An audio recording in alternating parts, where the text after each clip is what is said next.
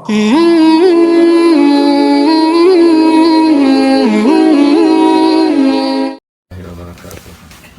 بسم الله الرحمن الرحيم والصلاة والسلام على رسوله الكريم وعلى آله وصحبه أجمعين أما بعد. تمام علماء کرام کی خدمت میں میری طرف سے محبت بھرا سلام ہو. مجھے بہت افسوس ہوا کہ میں اپنے سردرد کی وجہ سے بہت سے پروگرام مجھے چھوڑنے پڑے. اس میں علماء کے ساتھ ایک مجلس تھی وہ بھی چھوڑنی پڑی. اللہ نے زندگی دی، توفیق دی تو دوبارہ آنے کا موقع ملا تو ضرور انشاءاللہ مل بیٹھیں گے. یہاں رہتے ہوئے چند ایک باتیں میرے سامنے آئیں وہ آپ حضرات کی خدمت میں پیش کرنا چاہتا ہوں، جتنا پھر اس پر سوچا جا سکے، مشورہ کیا جا سکے. یہاں کی جو نوجوان نسل ہے وہ جو دین سے ذرا دور ہیں، مسجد سے دور ہیں، علماء سے دور ہیں، یقیناً وہ بہت زیادہ ہیں. وہ شکوک و شبہات کا شکار ہیں.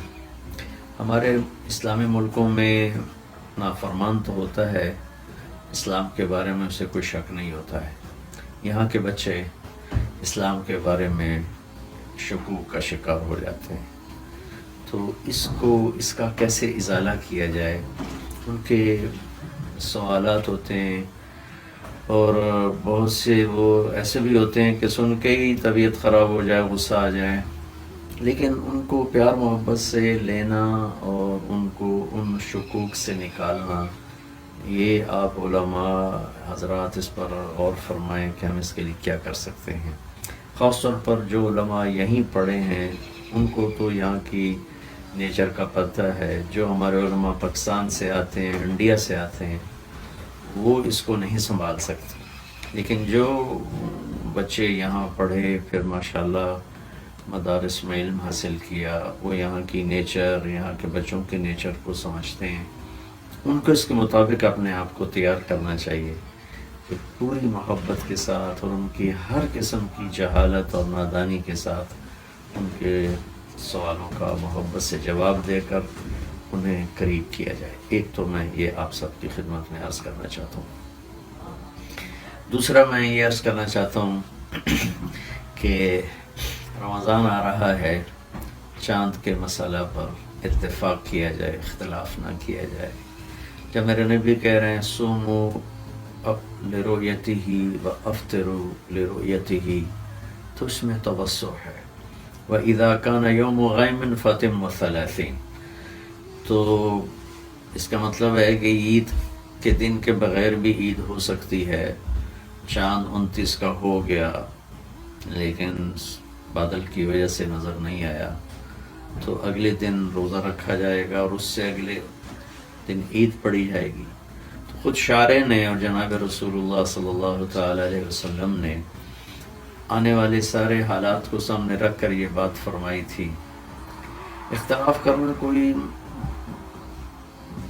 منع نہیں ہے، لیکن میں یورپ میں دیکھتا ہوں اس اختلاف کی وجہ سے اتنی نفرتیں، گروپ بندیاں اور الگ الگ علماء کے تھڑے بھی بن گئے. ان کے آگے تعلق والے جو مرید کہہ لیں، معتقد کہہ لیں، وہ بن گئے اور پھر وہ عید ایک جدال بن گئی ہے.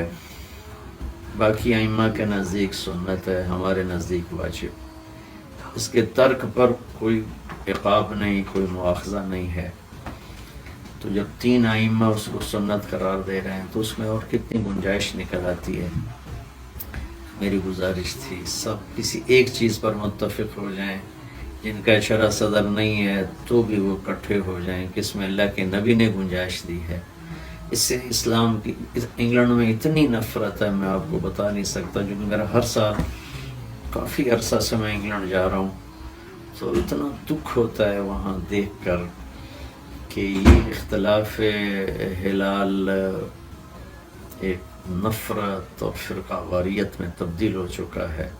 دیوبندی، یہاں شکر ہے دیوبندی بریلوی مسئلہ کوئی نہیں ہے، اللہ آپ کو جزائے خیر دے، آپ لوگوں نے اس کو اچھے طریقے سے ہینڈل کیا ہوا ہے. لیکن مجھے ڈر ہے کہیں چاند کا یہاں بھی چکر چل گیا تو پھر یہ بہت بڑی آگ لگ جائے گی. خود اللہ کے نبی کے دور میں ایک روزہ آپ بادل تھے اور صحابہ نے سمجھا کہ سورج غروب ہو گیا اور آپ نے بھی افطار فرما لیا، صحابہ نے بھی افطار فرما لیا، لیکن تھوڑی دیر کے بعد بادل ہٹے تو سورج کھڑا ہوا تھا، پھر بعد میں اس کی قضا دی گئی۔ تو اس طرح خوش اللہ کے نبی کے زمانے میں یہ چیزیں پیش آ چکی ہیں۔ اذا کان یوم غیم فتم مثلاثین، اس میں بہت بڑی گنجائش ہے۔ میں آپ سب کے سامنے ہاتھ جوڑتا ہوں کہ یہ الگ الگ چاند نہ دکھائیں لوگوں کو، ایک چیز پر متفق ہو جائیں۔ اگر کسی کا انشراح نہیں بھی ہے تو اجتماعیت کی خاطر، اسلام کی اور مسلمانوں کی ہیبت عزت کی خاطر ہم اس کو ایک بنا دیں۔ مجھے کل ایک ساتھی بنا رہے تھے کہ اگر سارے مسلمان عید پر متفق ہو جائیں تو گورنمنٹ اس کو آفیشیل عید چھٹی قرار دے دے گی اور باقاعدہ اس کی چھٹی ہوگی۔ تو یہ دو پیغام آپ کو دینا چاہتا ہوں، اللہ کرے میری بات آپ قبول فرما لیں تو آپ کا احسان ہوگا۔ السلام علیکم ورحمۃ اللہ۔